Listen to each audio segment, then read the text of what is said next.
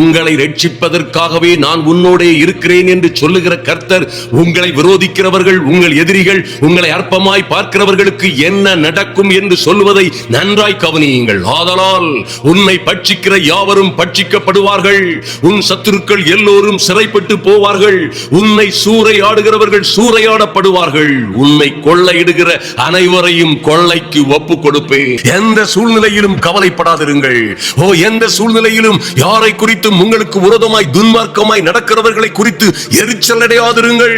நீங்கள் சும்மா இருப்பீர்கள். இஸ்ரவேலின் தேவனாகிய கர்த்தர் உங்களுக்காய் யுத்தம் பண்ணுவார். பாருங்கள், உங்களை பட்சிக்கிறவர்கள், உங்களை கெடுக்கிறவர்கள், சிறைப்படுத்துகிறவர்கள், சூறையாடினவர்கள், கொள்ளையிட்டவர்கள் என்ன ஆவார்கள் என்று சொன்னாரே, அப்படியே நடக்கும். நீங்களோ கர்த்தர் உங்களுக்கு சௌக்கியமும் சமாதானமும் வர பண்ணுவார்.